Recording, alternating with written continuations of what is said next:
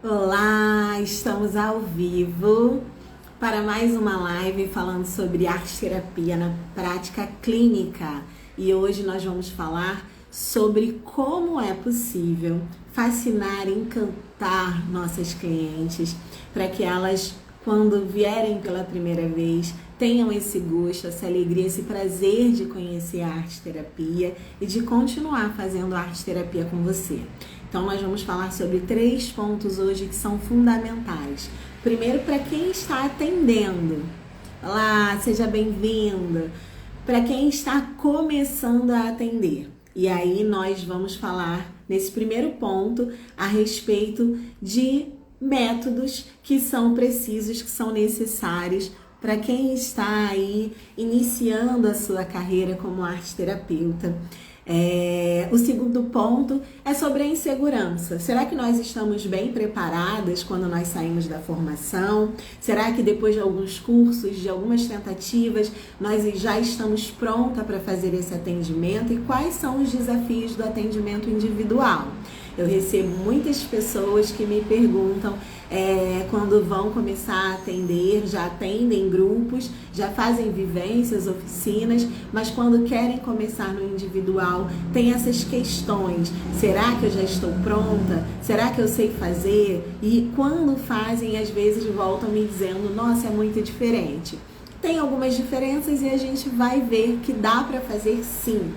E o último ponto, nós vamos falar sobre 3 pontos hoje, são os tipos de clientes que chegam para nós na arte-terapia e que às vezes são um pouco desafiadores, né? Então a gente vai aprender a lidar com esses desafios para que a gente possa se sentir cada vez mais segura no nosso fazer.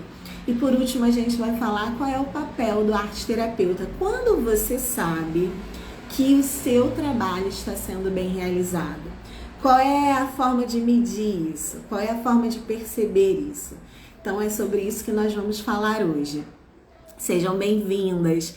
Eu sou a Flávia Mâncio, sou arte-terapeuta, sou professora de língua portuguesa, trabalho já há 4, 5 anos na arte-terapia junguiana, vim fazendo minha especialização no círculos de mulheres, com grupos de mulheres e com atendimento individual às mulheres. Então eu me especializei em relacionamentos abusivos, fui estudar um pouco da constelação familiar, venho fazendo esse mergulho cada vez mais nas questões do feminino e da espiritualidade feminina também a partir do sagrado feminino. E esse trabalho, então, que eu quero compartilhar com vocês, que vocês que estão começando, que têm dúvidas, que passaram por coisas que eu passei lá atrás, possam ter um caminho mais suave, mais facilitado, porque eu me vejo como essa pessoa que pode contribuir, que eu espero contribuir para facilitar a tua vida.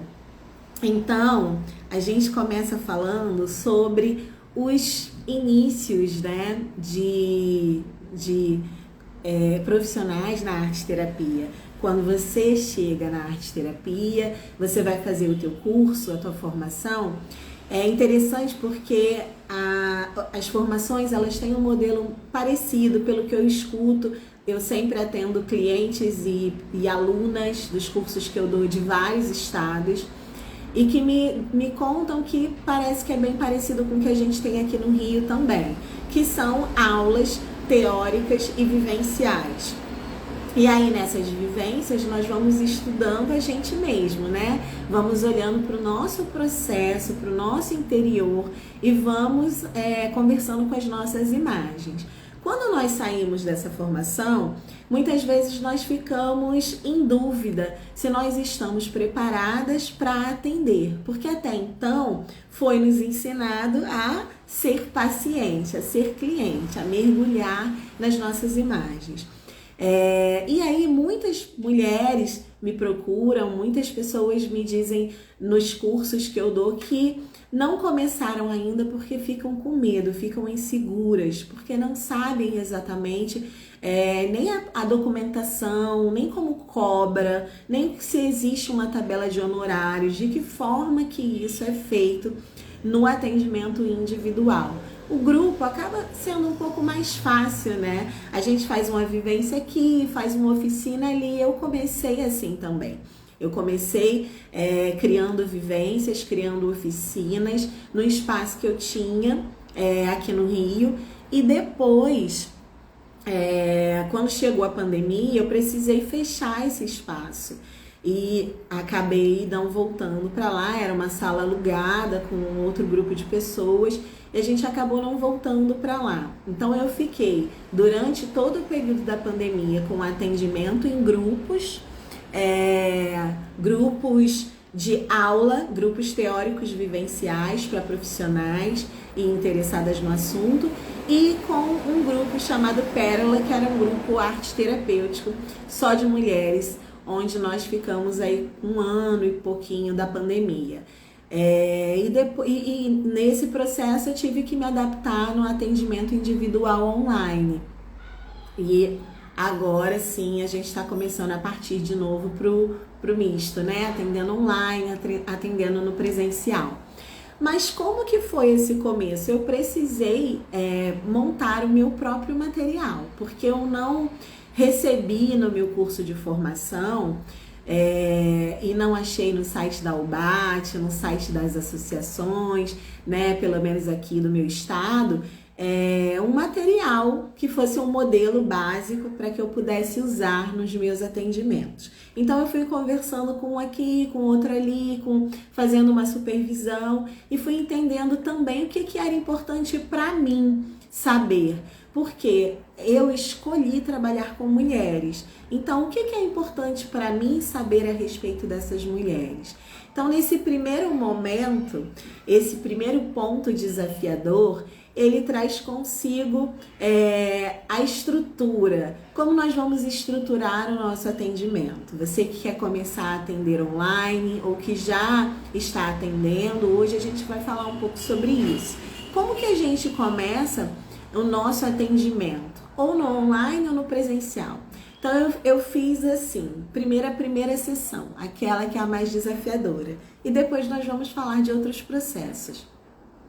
Na primeira sessão, a gente precisa ter um modelo de entrevista, a gente precisa ter um modelo de contrato. E por que isso é importante? Porque nós trabalhamos com sigilo, né? Eu não posso chegar aqui e falar das minhas clientes, contar a história delas, contar o nome delas, todo mundo sabe disso. Então, o cliente precisa se sentir seguro de que tudo que ele disser e fizer ali não vai ser compartilhado, inclusive as imagens, né? Se nós tiramos fotos dessas imagens, nós precisamos ter autorização desse cliente por escrito para que a gente possa fazer essa divulgação e sem nomes, sem identificação. Sempre lembrando que é um processo terapêutico, então é um processo sigiloso. A gente começa então por esse contrato. Esse contrato ele acorda que existe um sigilo, que esse espaço é um espaço seguro, seja online ou seja presencial, que vocês têm um horário acordado, o tempo de sessão, geralmente a sessão varia entre 50 minutos e 1 hora, 1 hora e pouco. As minhas sessões, eu acho 50 minutos pouco para arte terapia, então eu acabo fazendo 1h20, 1h30, sempre acordo 1 hora, 1h20 e às vezes passa um pouquinho, né? Então é importante a gente fazer esse acordo para que haja um conhecimento de como isso vai se dar. É importante também que nesse contrato a gente coloque quais são as questões que estão envolvidas ali. Ele vai arcar com o material. Se a pessoa está no online, ela acaba precisando comprar um material. Então ela vai arcar com os custos desse material. Você vai enviar um kit para casa dessa pessoa. Então todas essas questões elas precisam estar por escrito. Por que isso é importante? Porque garante você, né, que você não vai ter nenhum problema com esse atendimento e garante também ao cliente E as questões de internet, a possibilidade de fazer online e, se for escolhido o módulo online, a importância de saber que existem aí vírus e questões que às vezes podem fazer com que uma sessão seja vazada e que a gente não tem como dar conta disso. O que a gente pode dar conta é não gravar as sessões de jeito nenhum, para que a gente possa garantir o máximo de segurança e sigilo para esse cliente. Então essa é a primeira questão, organizar esse contratinho com as questões importantes com relação à relação que vocês vão estabelecer a partir dali. E com os honorários, quanto que é que você vai cobrar por 1 hora, por 1 hora e meia, por 50 minutos, enfim, pelo tempo que você estabelecer, quanto é que é o teu honorário? E você já vai colocar ali as formas de pagamento, né? Então, esse primeiro momento, nessa primeira sessão, nesse primeiro encontro, a gente vai fazer esse contrato. Se a cliente quiser continuar com você, porque existe a entrevista, que é a primeira sessão. E essa primeira sessão tem algumas pessoas, alguns profissionais que atendem gratuitamente, que fazem essa entrevista como um atendimento gratuito e se a pessoa quiser continuar, ela paga a partir dali. Já outros profissionais já cobram a primeira sessão. Eu já cobro a primeira sessão, acho que é importante a gente valorizar o nosso tempo, né? E os nossos estudos. E a partir dali você vai cativar, encantar essa pessoa com a arte terapia para que ela possa se interessar e continuar. Então, como que é essa entrevista? Como que a gente faz um primeiro atendimento ser gostoso, ser criativo, ser cuidadoso? Eu acredito que todo mundo aqui saiba que é muito importante esse calor humano, seja no online ou seja no presencial. Então, quando a gente traz para o online, a gente tem desafios maiores, né? Você não pode olhar assim diretamente no olho, dar aquele abraço, 2 beijinhos. Então a gente acaba precisando ficar mais atenta às questões de conexão com o outro, né? Como que eu me conecto com você que está aí do outro lado da tela? Como que eu me conecto com a minha cliente que está ali do outro lado da tela? Então a gente percebeu aí na pandemia que é possível criar vínculo a partir do online. Mesmo que você não tenha nunca visto aquela pessoa, você pode conversar com ela, criar um vínculo ali entre vocês, terapeuta, cliente, e manter um processo terapêutico tranquilamente. É possível. Agora a gente precisa ter alguns cuidados, que no presencial a gente tem também, mas que no online a gente vai olhar com mais carinho para isso.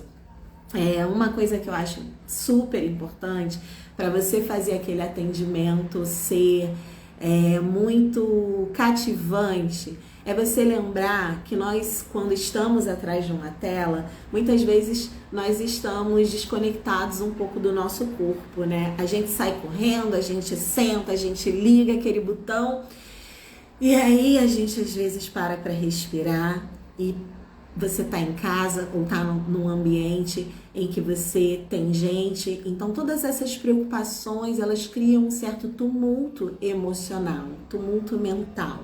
Então é importante a gente convidar essa pessoa, antes de começar já fazendo alguma coisa, até essa conexão com ela mesma, com o corpo, com o espaço, com o tempo presente, para que ela possa estar plenamente presente. Então, nesse primeiro momento, a gente pode pedir para que essa cliente, ela se conecte com a sua respiração, né? Nós vamos fazer aí um mindfulness, uma respiração consciente, uma busca de estar aqui no presente, de se desconectar de todo o tumulto que está em volta. Muitas vezes, quando a pessoa ela está no atendimento online, ela tem pessoas em outros ambientes da casa. Então, se desconectar para se conectar com o processo dela. Isso é muito importante. Se ela chega atrasada, se ela chega correndo, se ela chega agitada, Vamos fazer um relaxamento corporal, vamos respirar. A inspiração para criar, ela também vem desse respiro, né? Nós respiramos, nós estamos inspirando e expirando e lançando essa criatividade para o mundo. Então a gente começa fazendo essa conexão com o físico. Se é uma pessoa que sofre de ansiedade ou de falta de foco, que se desconecta muito fácil, que se distrai muito fácil, você precisa também ficar atenta, porque a gente precisa convidar essa pessoa para o aterramento. Coloca os pés no chão, sente os teus pés, sente a tua coluna, sente a tua estrutura. Você está comigo? Você está comigo? Isso é muito importante, né? Para que a pessoa se sinta que aquele espaço é o espaço sagrado dela e que ela precisa desfrutar plenamente daquele espaço sagrado, né? E muitas vezes, porque nós estamos com muitas coisas na cabeça, ou porque nós chegamos e não tivemos aquele tempinho de nos conectarmos conosco e já nos convidam para fazer alguma coisa, a gente nem consegue entrar no clima daquela produção. Então, criar esse clima, criar esse momento para que essa pessoa, e no meu caso eu sempre posso acabar dizendo para que essa mulher, porque eu trabalho com mulheres, mas para que o cliente de vocês, seja criança, seja adulto, seja idoso, homem, mulher, possa sentir que aquele espaço é um espaço sagrado, é um espaço sigiloso, é um espaço afetuoso e é um espaço onde ele é o centro da atenção. E quando a gente diz que ele é o centro da nossa atenção, nós estamos olhando não só para a produção, nós estamos olhando para o corpo, nós estamos olhando para o humor, nós estamos olhando para a respiração, nós estamos olhando de maneira integral, de maneira holística, para a linguagem corporal, para a linguagem facial, né? Para essas vezes distração, que a pessoa tá ali, mas não tá. Então a gente precisa ficar atenta a esses detalhes, né? Porque isso é muito importante.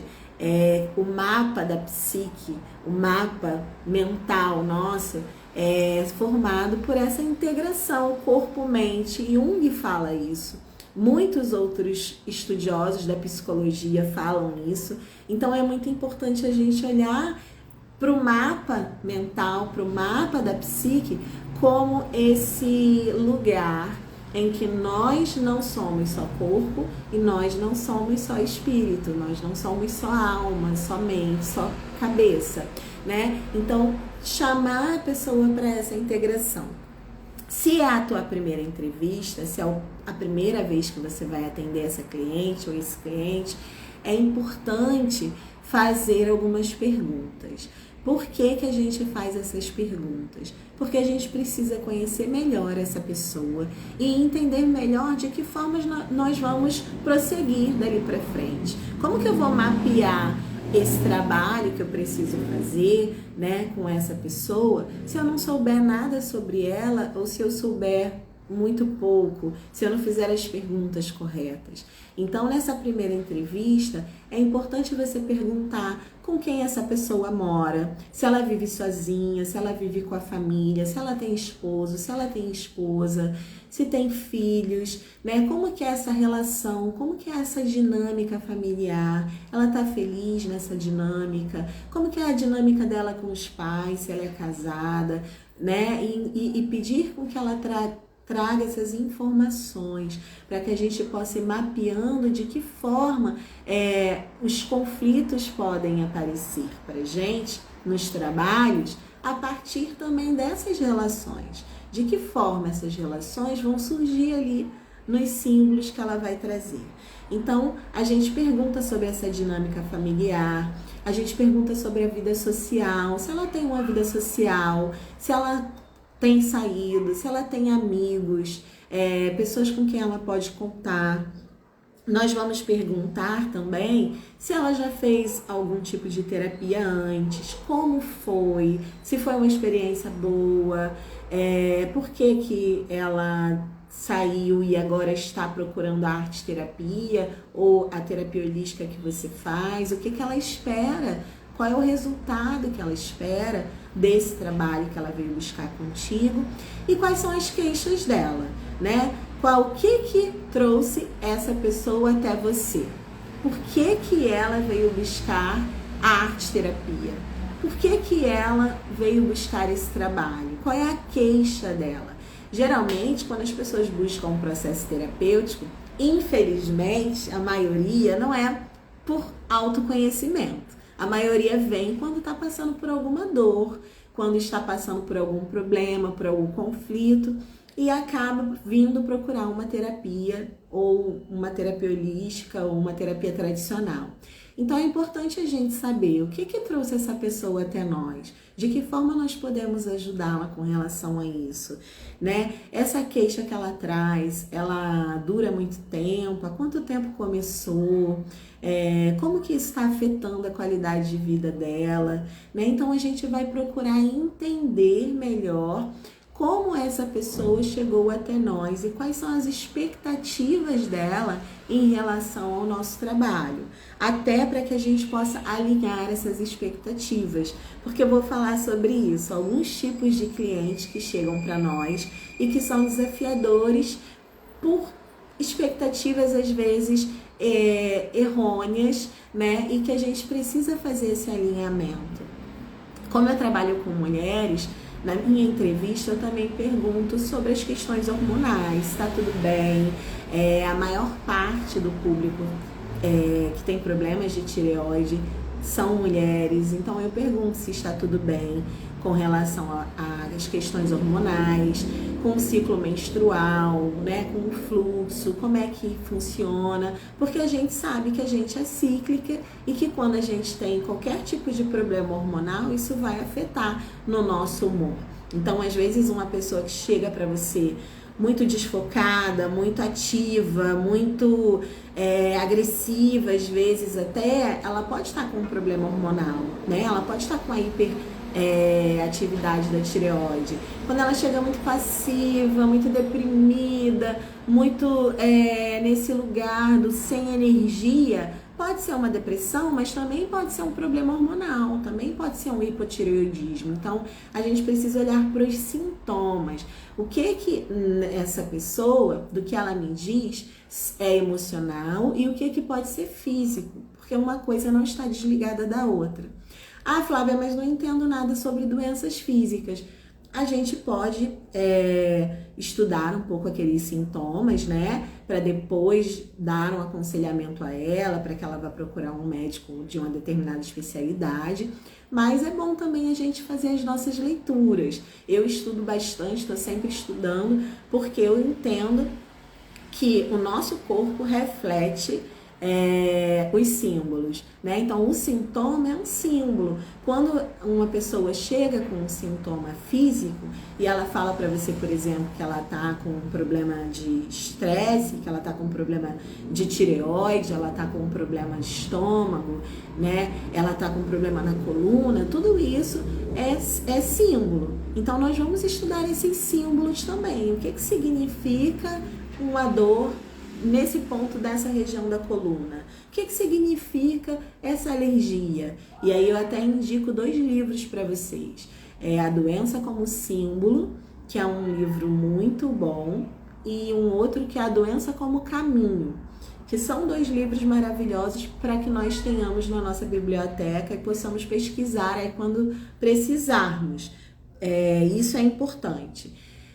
Pergunte na sua entrevista se ela toma alguma medicação, porque tem medicações que afetam muito a gente, principalmente se elas são medicações para transtornos emocionais, transtornos mentais, né? Então, afetam o nosso emocional, afetam a nossa coordenação psicomotora, e aí a gente anota o nome dessa medicação e vai pesquisar, para a gente ficar de olho se aparecer lá algum sintoma se esse sintoma não é por causa da medicação também.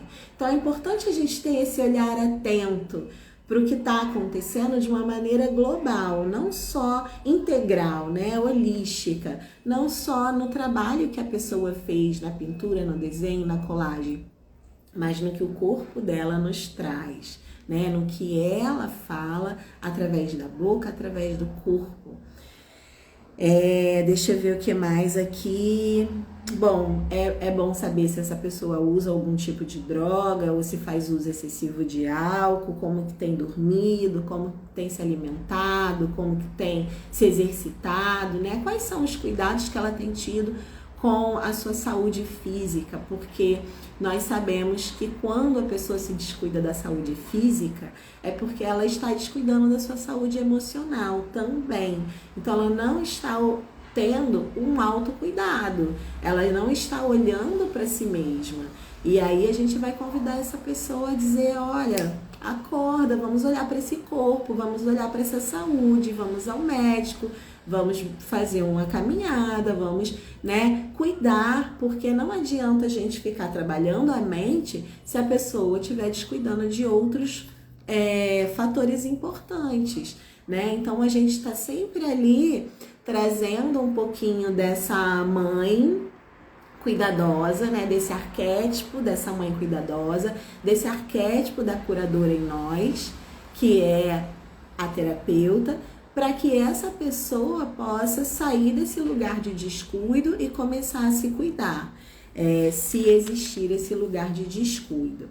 Então, essa é uma entrevista básica. É bom você sempre dizer que você vai fazer algumas perguntas, se ela se sentir desconfortável em responder, que tudo bem, que essas perguntas, elas são só para você traçar um melhor caminho do trabalho que vocês vão fazer, que essas perguntas, elas vêm nessa primeira sessão, mas que não vai ser sempre assim, né? Para que essa pessoa se sinta confortável entendendo tudo que está acontecendo. Qual é aí o nosso segundo desafio, né? Quando a gente já passou da parte da entrevista, quando a gente já passou dessa parte mais contratual, quando você já está com a cliente nas sessões seguintes e aí bate aquela insegurança. Será que eu estou fazendo certo? Será que o caminho está correto?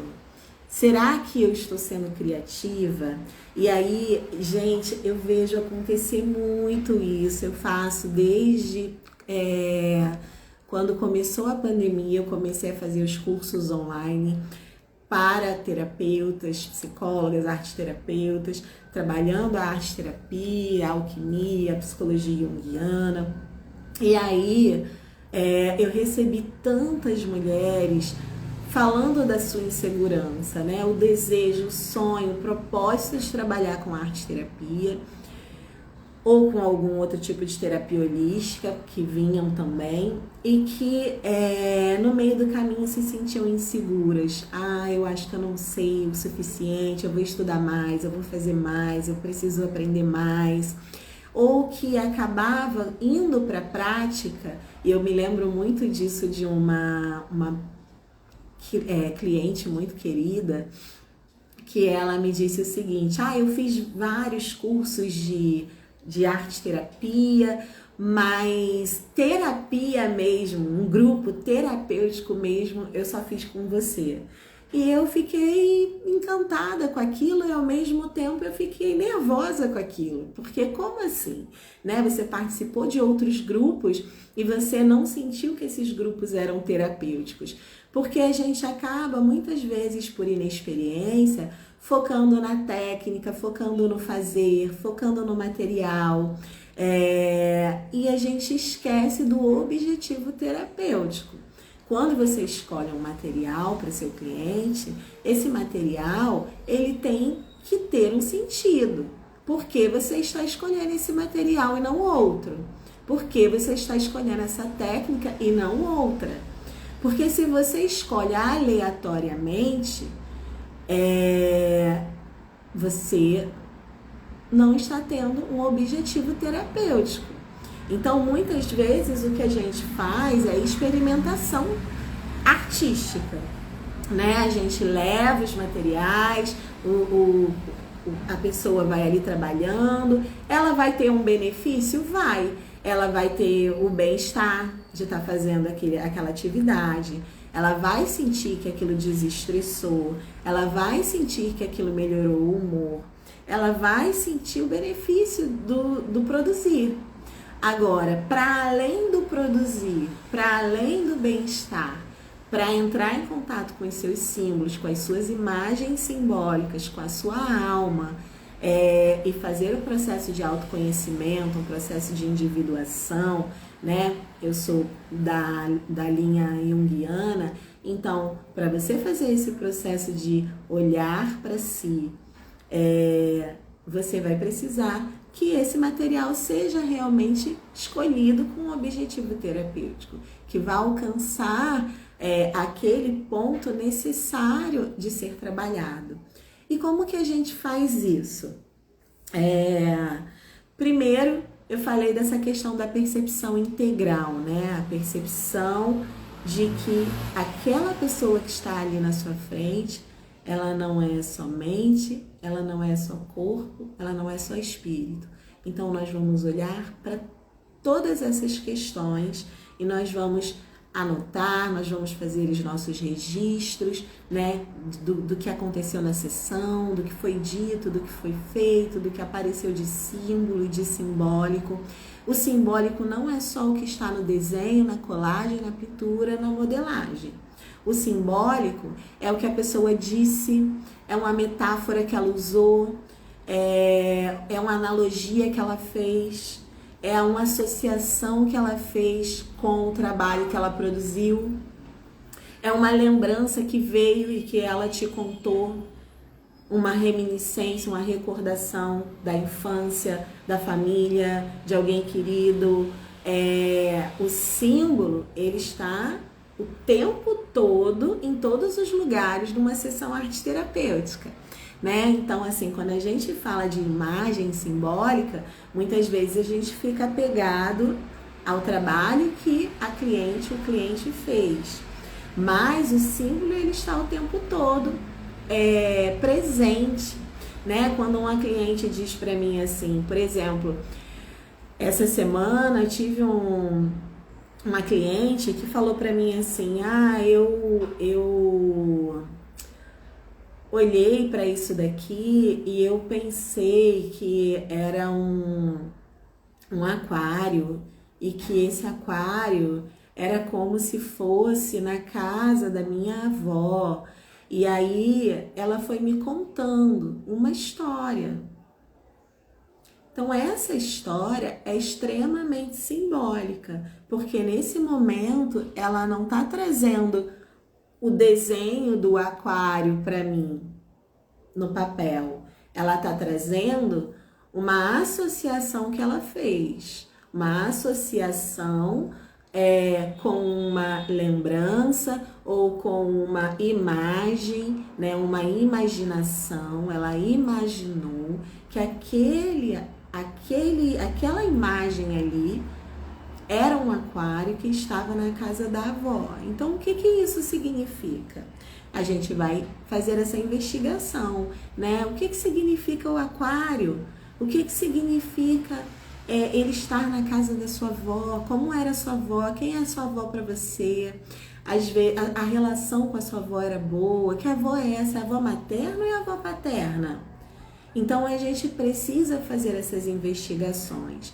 E aí, como que a gente faz isso? Com perguntas geradoras. Nós não vamos fazer afirmações, nós não vamos fazer explicações, nós não vamos fazer deduções, nós vamos fazer perguntas.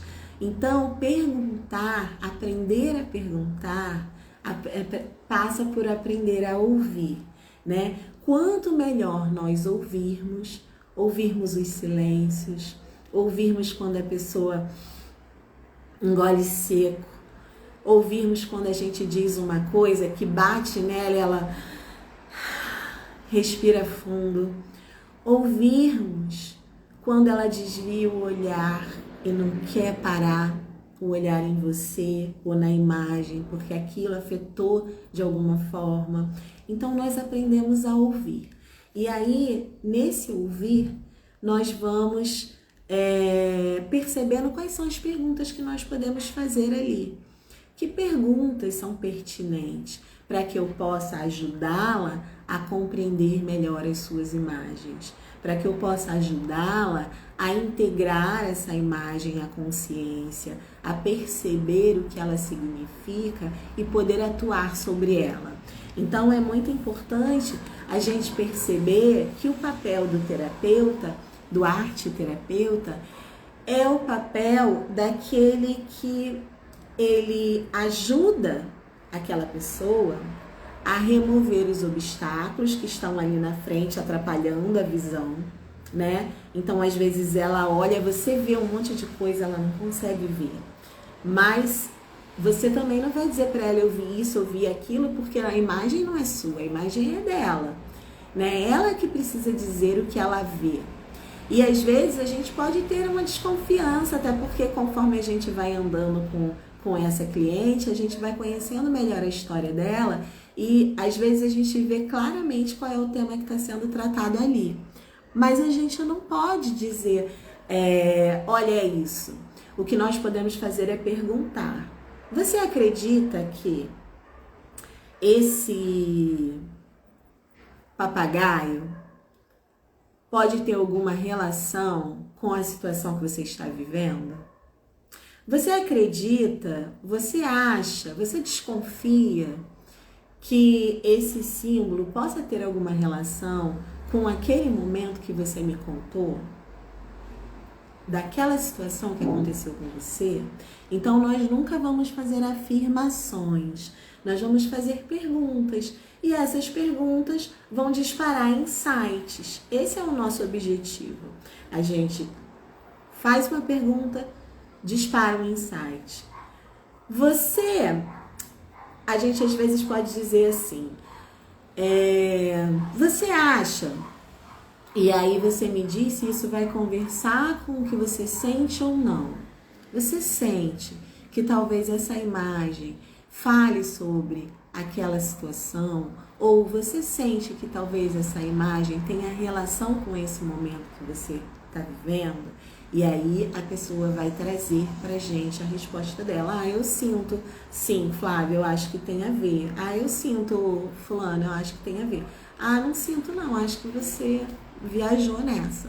Beleza, a imagem é sua, é você quem vai falar sobre ela. É você que vai chegar à conclusão do que ela significa. E a gente vai ajudando a tirar os obstáculos do caminho para que o caminho possa ficar livre, para que ela possa enxergar suas próprias imagens, né? Então, quando a gente ajuda a tirar esses obstáculos, o que a gente está fazendo?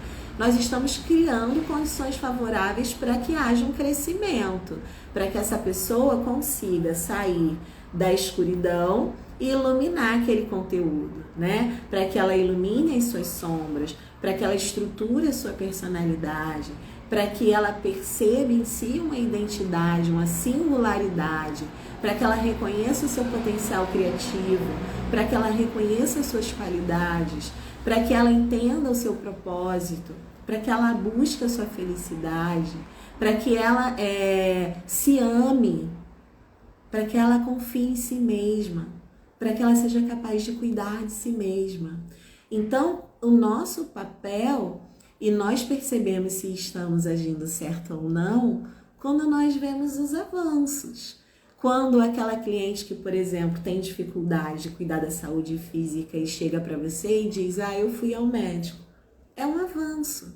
Quando aquela cliente chega para você que passou muito tempo numa depressão profunda, que vivia melancólica, sem energia para fazer nada, e ela começa a se colocar em movimento, é um avanço. Então nós vamos percebendo esses avanços ao longo das produções dessas imagens e ao longo desse caminho, né? fortalecendo então essa identidade, fortalecendo esse individuar-se. O que é individuar-se? É você se tornar inteiro, é você ser uma pessoa que diante dos conflitos não fica polarizado, não fica confuso, não fica dividido.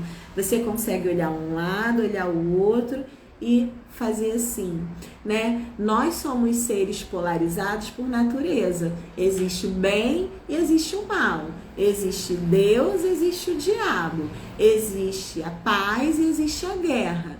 Existe o humano, existe o animal, o instintivo, né? O ser pensante, o ser instintivo. Existe o masculino, existe o feminino. Nós somos duais por natureza. Então são essas dualidades que criam atritos, que criam conflitos. E por que esses atritos, esses conflitos existem? Por que você aí sofre o que você sofre? Por que eu aqui sofro o que eu sofro na minha vida e você na sua? Porque são estímulos para que nós possamos crescer e possamos nos desenvolver, possamos nos individuar, possamos evoluir. Então, nós ficamos divididos, ficamos com conflito na alma, no espírito. Quando a gente começa a trabalhar sobre as nossas imagens, quando o cliente começa a trabalhar sobre as imagens dele, eles vão fazer o quê? Vão perceber esses conflitos, né? Esses conflitos vão aparecer ali. Olha essa imagem, fala de uma coisa. Olha essa, fala do oposto. Como então que a gente trabalha o caminho do meio? Como que a gente trabalha a integração desses conteúdos conflituosos para sair do conflito e entrar na descoberta de si mesmo, na descoberta do seu potencial, da sua capacidade de lidar com aquilo.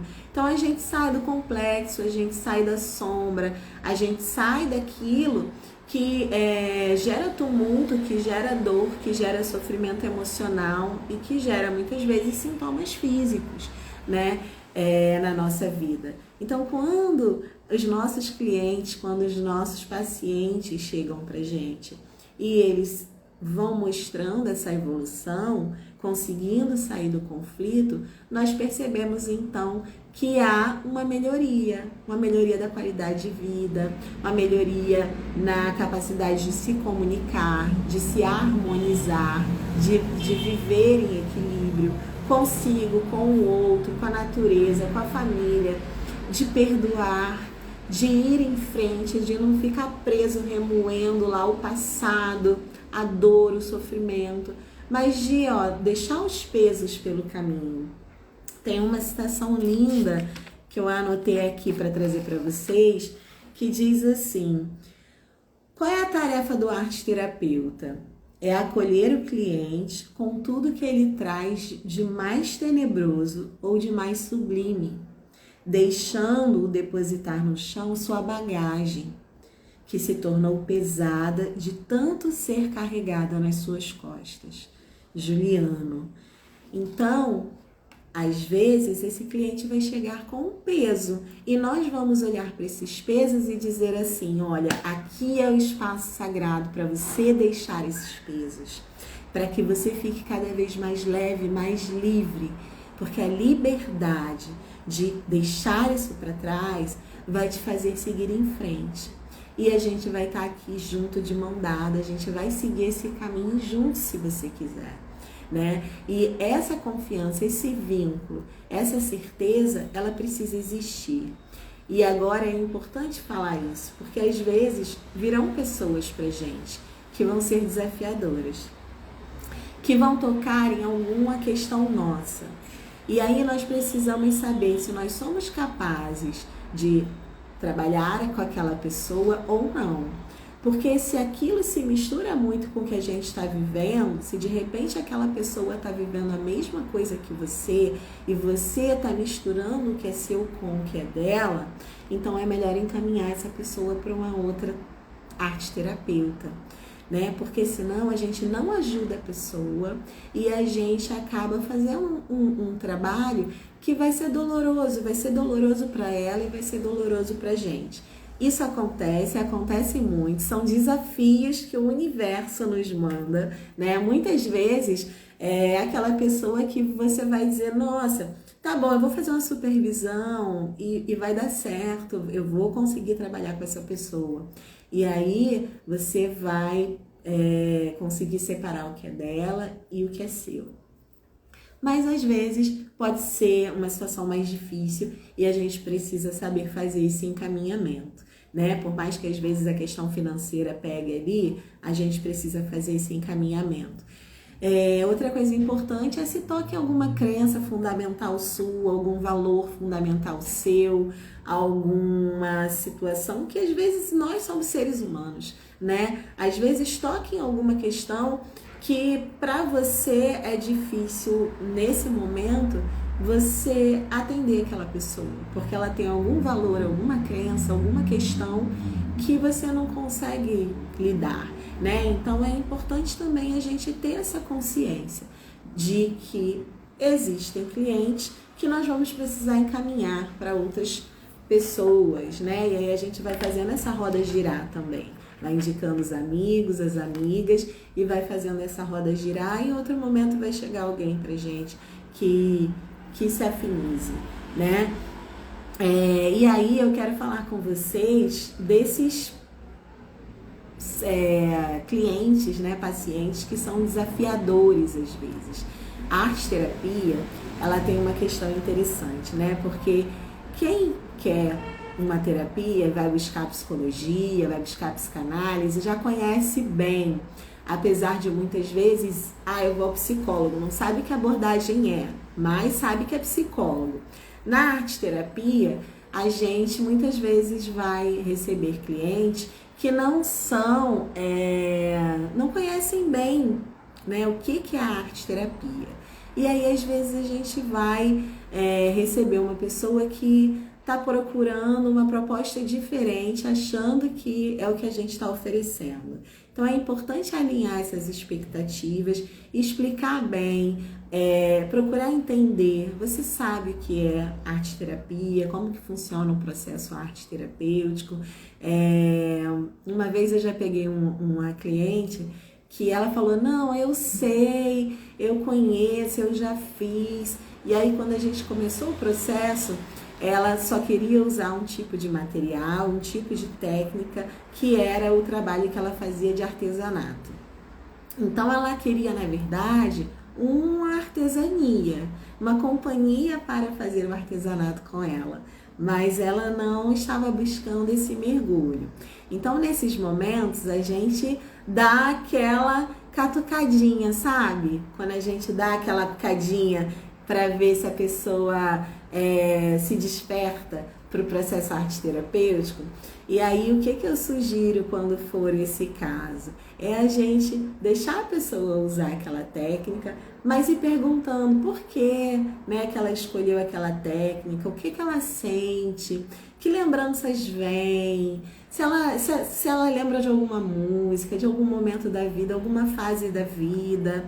E aí a gente vai deixando ela trazer, vai deixando ela conversar, vai deixando ela falar. E aí muitas vezes a gente consegue sair do artesanato e entrar de verdade na arte-terapia, né? Se a gente não conseguir, aí realmente você vai precisar entender qual é o seu papel nessa situação, porque nós não somos artesãos, né? Então é importante entender isso e ir tentando cultivar essa conversa. De que forma que eu estimulo? De que forma que eu faço com que essa cliente possa usar esse artesanato que ela gosta tanto de fazer, e que deve ter um motivo para ela gostar, né? E de que forma eu posso ir trazendo memórias, e trazendo lembranças, e trazendo informações,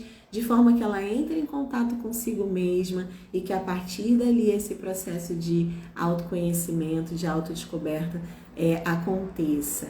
E aí a gente possa também ir oferecendo outras técnicas e ir oferecendo outros materiais e mostrando para ela o quanto o processo é gostoso, às vezes doidinho, às vezes mais fácil, mais leve, às vezes mais difícil, mas é gostoso porque a gente está se olhando, né? Porque a gente está se vendo nesse espelho e buscando o nosso caminho, não é o nosso caminho de inteireza, como diz Jung, né? O caminho da individuação, de evolução.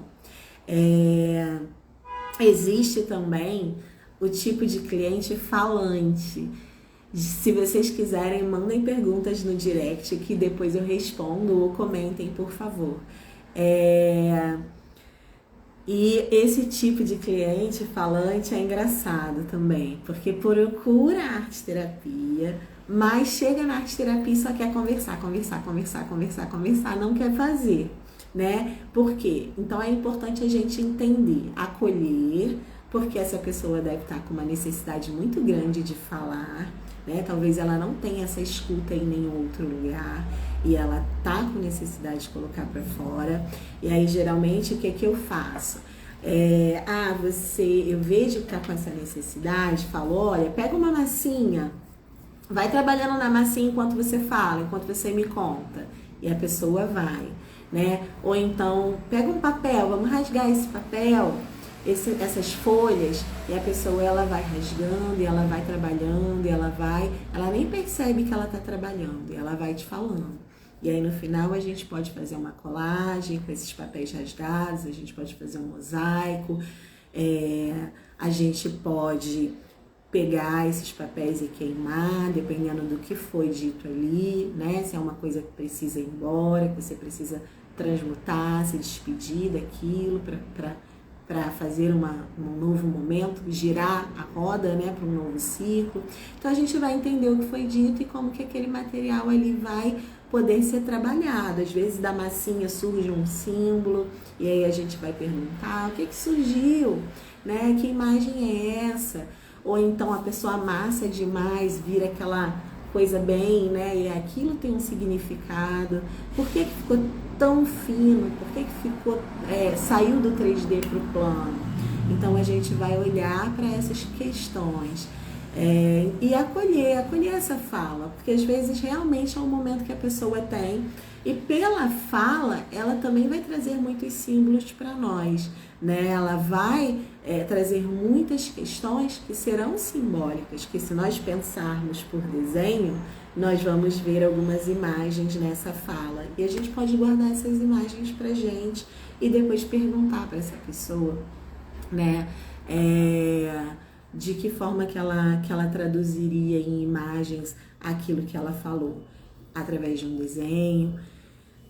Nós temos também o autocrítico, né? Aquele que chega e diz que não sabe fazer nada, que tudo que está fazendo está dando errado, que tudo que está fazendo está feio, e aí paralisa, não quer mais fazer, se irrita, não quer mais aquilo, né? Então, quando a gente tem uma cliente assim desafiadora nesse sentido, de que é muito perfeccionista ou muito autocrítica, a gente vai trabalhar a criança, né? A criança é aquela que pode errar à vontade. A criança é aquela que não tem medo de ser julgada. A criança é aquela que não quer nada perfeito, ela só quer brincar, né? Então a gente vai trabalhar essa criança, vai trazer para o lúdico, vai trazer para o corpo, vai trazer para uma dança, a gente pode colocar umas músicas infantis, pode brincar, pode trazer uns adereços, pode fazer uns personagens, e a gente vai vendo como que isso funciona, né? Trazer essa criança, trazer esse lúdico, perceber se a pessoa está com uma postura muito rígida, por que tanta rigidez, por que não libera o corpo, né? Então a gente vai trazendo essas soluções para ver como que isso flui, se ela vai dar vazão a essa criança interior ou se ela vai bloquear essa criança. E aí a gente vai fazendo essa conversa.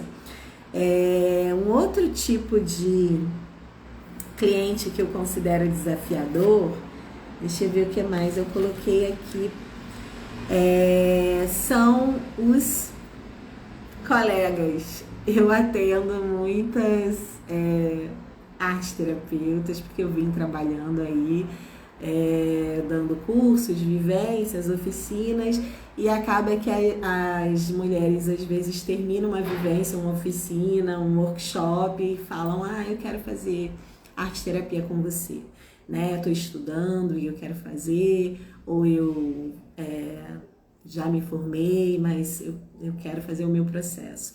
E eu sempre digo que nós temos que fazer o nosso processo, né? Viver o nosso processo é a maior escola que nós podemos ter. Mas são clientes desafiadores às vezes, né? Por quê? Porque às vezes a pessoa vem e ela não quer mergulhar, ela quer só aprender a técnica, ela quer só saber como você faz para ela poder sair dali e fazer com o cliente dela. Então a gente precisa, nesses casos, fazer uma conversa muito honesta, porque nós somos profissionais, né? Então a gente pode usar uma linguagem mais direta, mais assertiva e dar limites a essa relação. Você quer uma mentoria? Se você quiser uma mentoria, eu posso te dar. E aí eu vou te ensinar as técnicas, ou eu vou te falar sobre a psicologia junguiana, vou te falar como você aplica, como você faz a leitura de uma imagem, né? Mas isso é uma mentoria, isso não é o processo arte terapêutico. Você quer o processo arte terapêutico? Você quer mergulhar nas suas imagens? Você quer olhar para você mesmo? Você quer lidar com as suas sombras, com as suas dores, com os seus medos, com os seus sonhos, com os seus desejos, né? Você quer liberar energia no teu corpo, na tua vida, para você viver plenamente essa profissional que você é? E aí, se a pessoa disser sim, eu quero, então você vai deixar eu guiar esse processo e vai mergulhar nele, né? E aí a gente vai fazendo essa conversa, porque às vezes a gente tem uma certa defesa mesmo, né? Ah, eu quero fazer, mas aí eu já sou profissional, mas eu já olho como você faz, aí já julgo, ou já quero falar que não quero fazer isso, quero fazer outra coisa. E pode também, eu falo muito isso para as minhas clientes, a sessão é sua. Você precisa me dizer: ai, olha, Flávia, hoje eu não estou conseguindo trabalhar com isso, né? E geralmente eu escuto ali no início da sessão, quando eu pergunto como foi sua semana, eu escuto e eu percebo: olha, hoje não vai rolar fazer um trabalho de amplificação daquela dor que tá vindo aí, que eu tô vendo, né? Nós estamos vendo juntas. Vai precisar guardar isso daqui, porque o trabalho é circular, em um momento ele vai reaparecer e a gente vai trabalhar. Mas nesse dia essa pessoa não tá bem de saúde, ou aconteceu alguma coisa que tirou ela do prumo, né? A vida da gente, ela não para, ela não espera: agora eu vou resolver esse meu problema aqui com meu pai. Aí, quando eu resolver esse problema, vai vir o outro problema com meu filho, com a minha mãe, com o meu chefe, com o emprego que eu não gosto, com o trabalho que eu quero ter. A vida não espera, vem tudo de uma vez só. E eu acho interessante que eu fiz 41, né, agora, em maio.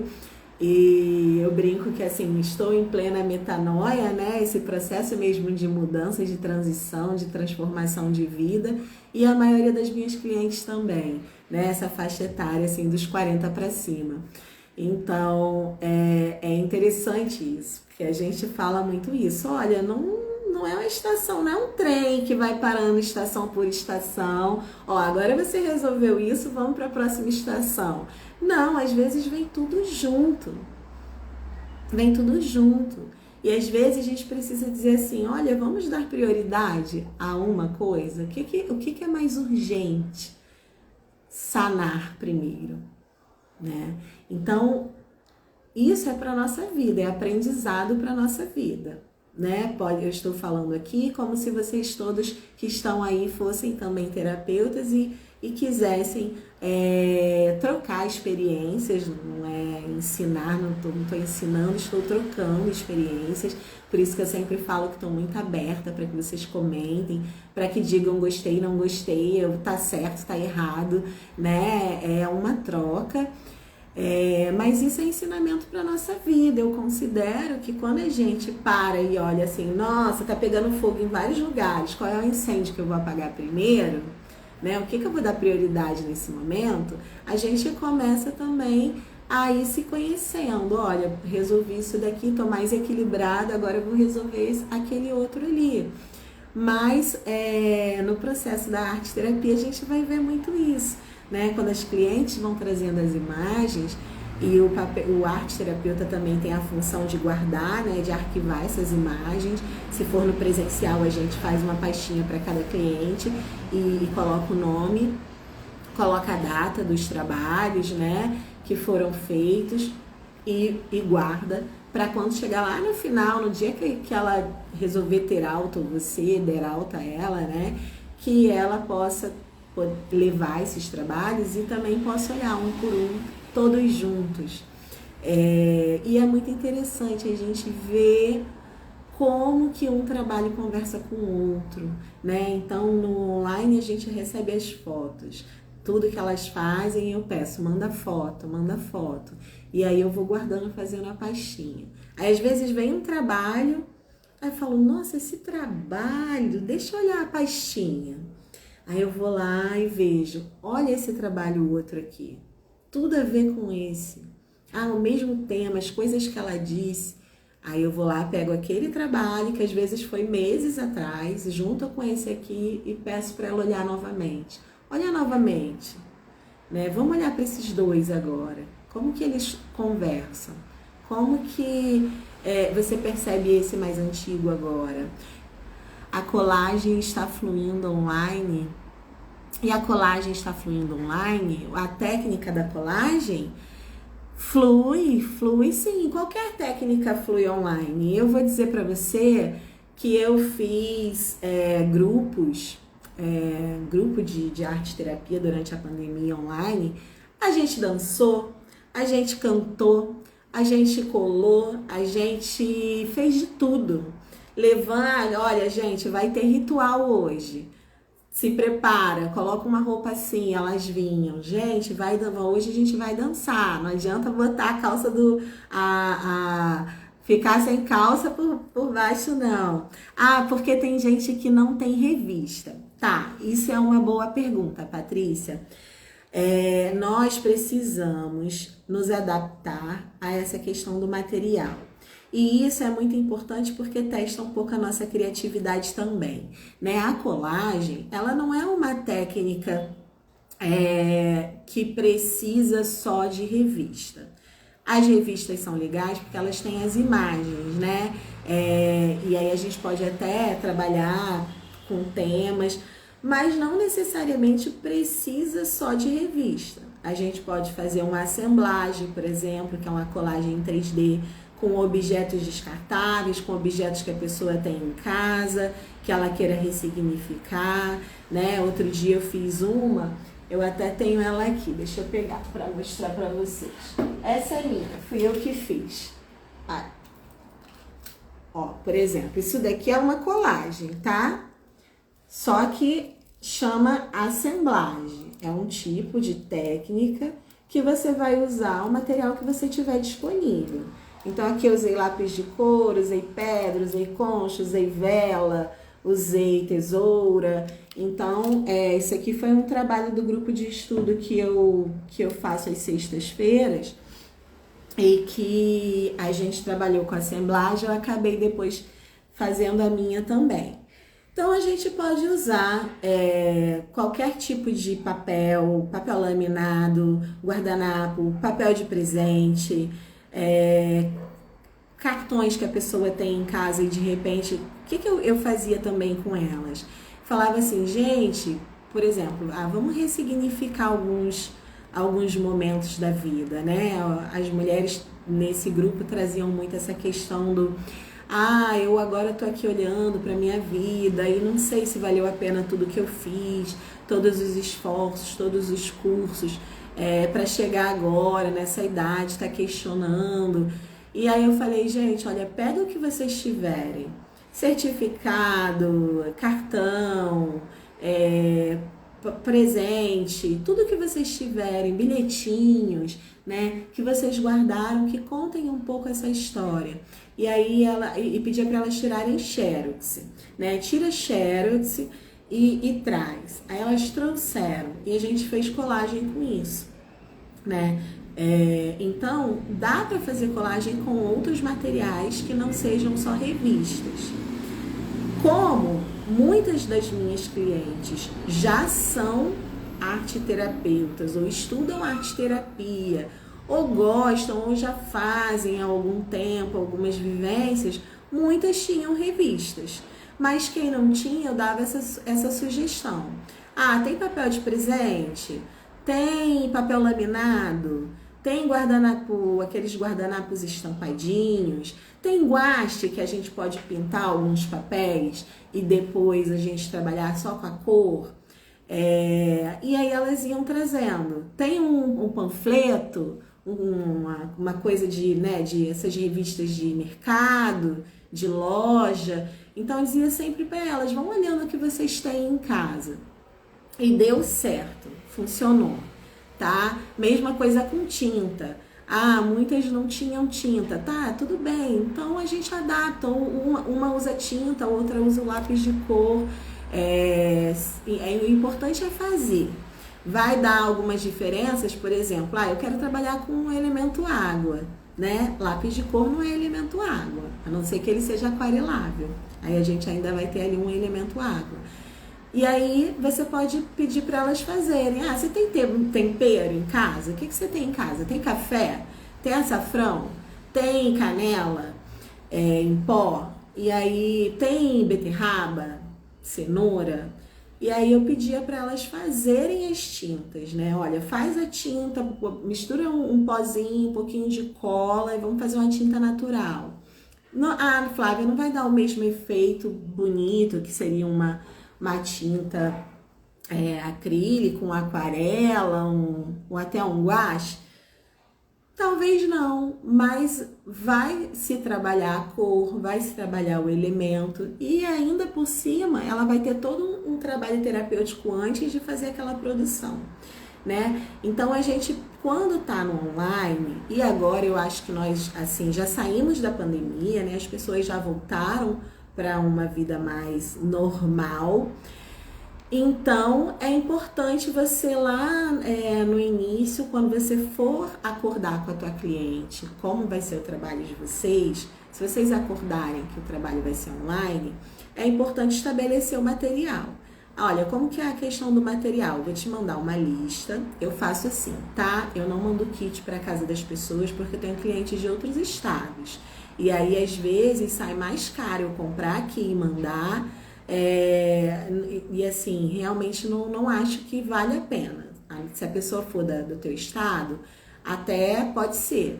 Mas eu prefiro mandar uma listinha. Mando uma listinha. Olha, gente, uma listinha básica. A gente não vai pedir, eu não peço, tá? Não vou pedir para ela comprar pastel seco, pastel oleoso, um monte de material que eu sei que é caro. De início. Então, de início, eu mando uma listinha básica. Olha, a gente vai precisar de guache, vai precisar de um pincel, pode ser um pincel baratinho, alguns tipos de pincéis, vai precisar de lápis de cor, de giz de cera, uma argila, uma massinha, né? Se a pessoa puder comprar uma linha de lã, ou se não puder, um barbante. Então, eu faço uma listinha básica de materiais e peço para a pessoa comprar, montar o kitzinho dela. Mas para a primeira sessão, para as primeiras sessões, a gente usa o que a pessoa tiver em casa, né? O que ela tiver em casa a gente vai adaptar. A gente trabalha com sucata, a gente trabalha com reciclagem, a gente trabalha com restauração, né? Então a gente vai fazendo essa adaptação. Bom, eu acho que o importante, resumindo, né, para quem chegou depois, essa live hoje falando sobre como encantar, sobre como cativar a tua cliente, o teu cliente, que chega para fazer uma sessão individual, que muitas vezes não sabe como funciona um processo arte terapêutico, que é você que vai explicar e que é você que vai ser a primeira impressão, né? Sabe aquela primeira impressão é a que fica? Então, que a gente deixe boas impressões aí nos nossos clientes. E a conversa hoje foi falando sobre isso, né? 3 tipos de desafios que o arte terapeuta enfrenta quando ele está iniciando a sua carreira na arte terapia. O primeiro desafio que eu trouxe foi a própria questão de saber fazer uma entrevista, de saber fazer um registro, né, das sessões, de fazer um contrato explicando todas as questões éticas, as questões de sigilo, as questões de honorários, o quanto isso é importante e o quanto a gente precisa pensar nesses fatores, principalmente agora que a arte terapia está aí no Congresso para ser regulamentada, né? Esperamos aí nos deuses que será, que nós teremos a regulamentação da nossa profissão. Então, o quanto é importante a gente criar realmente formas de fazer com que o nosso trabalho seja reconhecido e padronizado, porque sério eu sei que ele é, né?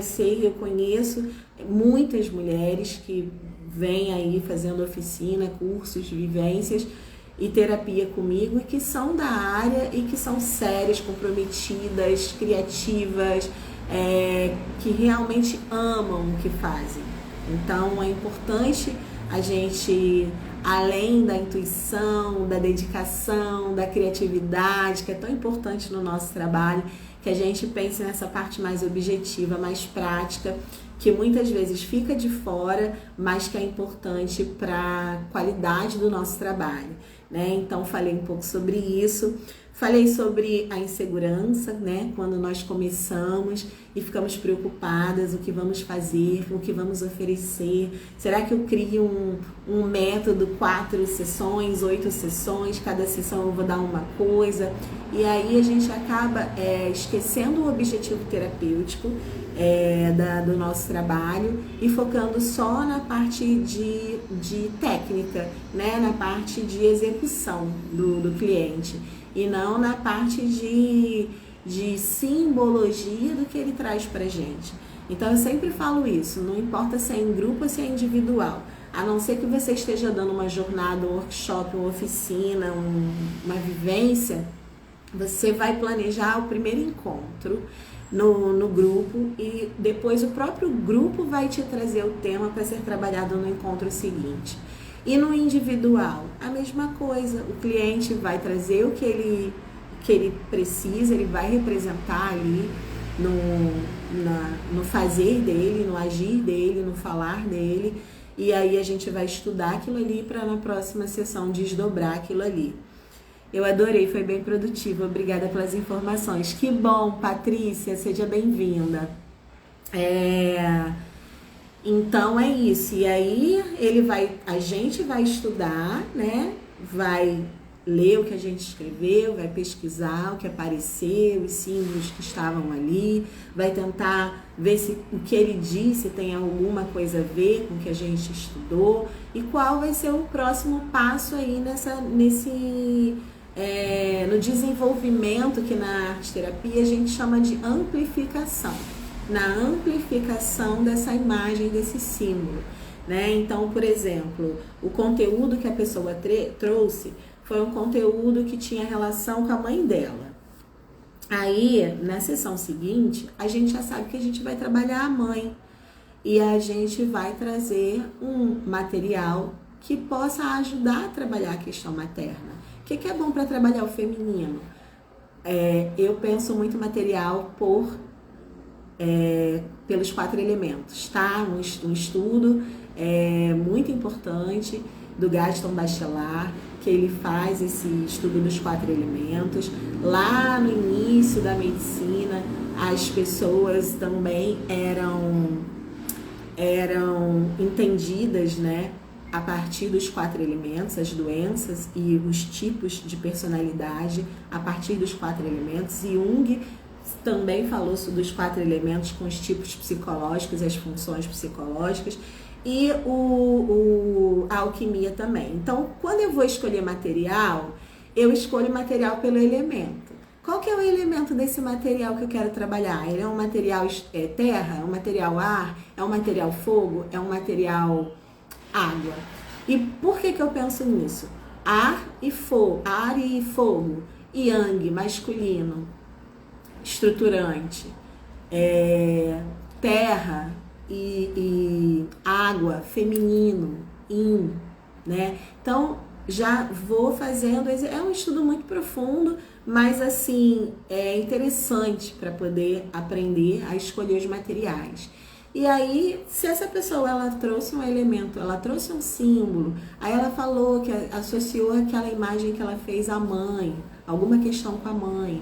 Aí na próxima sessão você vai trabalhar a mãe, né? Você vai desdobrar, você vai amplificar. E aí eu trabalharia um elemento água ou um elemento terra, né? Iria para esses 2 lugares, dependendo do conteúdo, dependendo de como foi essa relação dela com a mãe, do que ela trouxe, né? Isso aí é um pouco também da nossa intuição, da nossa escuta, que eu sempre falo aqui, falei já hoje, da nossa escuta sensível, dessa pessoa que está na nossa frente. Quando você se sentir insegura, esqueça a sua insegurança, porque não é sobre você. A pessoa não está ali para dizer para você que você não sabe o que você está fazendo. Ela está ali para resolver alguma questão dela. E que a gente precisa colocar essa pessoa no centro do nosso processo. Porque enquanto a gente estiver no centro do nosso processo, a gente cria uma barreira. Aí a gente não consegue ajudar a nossa cliente porque eu estou aqui. Será que eu estou fazendo certo? Será que é isso mesmo? Será que eu deveria agir assim? Será que eu escolhi o material certo? E agora o que eu vou fazer? Gente, não é uma arma na cabeça da pessoa que se você atirar nunca mais dá para consertar, né? Desde que você não fale algo absurdo e retraumatize essa pessoa, né? Que às vezes ela já vem com uma dor, um conflito e você fale alguma coisa que magoe essa pessoa. Se você naquele dia não usou o material correto, no outro você vai acertar. Agora escuta o que a pessoa vai dizer para você. Isso é o mais importante. E não é só dizer palavra, é palavra também, mas dizer com o corpo, dizer com a respiração, dizer com o silêncio, dizer com os sentidos e com o sentir e com o fazer, né? Que é a forma de expressão e de fala, de comunicação que essa pessoa vai ter com a gente. E o último ponto que eu falei foi desses tipos de clientes que às vezes são desafiadores, mas que com inteligência e criatividade a gente consegue fazer com que eles se conectem com o processo e com que esses desafios eles sejam ultrapassados e se tornem uma parte da aprendizagem, tanto do cliente sobre ele mesmo, quanto da gente enquanto profissional, né? Acho que é isso. Eu quero agradecer quem esteve por aqui, quero agradecer as perguntas, quero convidá-las a participarem das lives também às quintas-feiras, só que às quintas às 18 horas, e eu falo sobre sagrado feminino. E agora nessa quinta eu vou começar uma série de lives falando sobre as deusas gregas e as personalidades psicológicas femininas, né? Os arquétipos das deusas gregas, como que elas atuam na luz e na sombra dentro da gente. Que tipo de mulher nós somos, né? Qual é o arquétipo dessas deusas que às vezes prevalece na nossa forma de ser e de agir, na nossa personalidade. Então convido vocês toda quinta às 18 horas e vai ficar gravado. Então quem não puder às 18, assistam depois. Muito obrigada pela presença e se tiverem qualquer dúvida, qualquer questão que eu possa responder, envie no direct que eu respondo para vocês com o maior carinho, tá bom? Um beijo grande!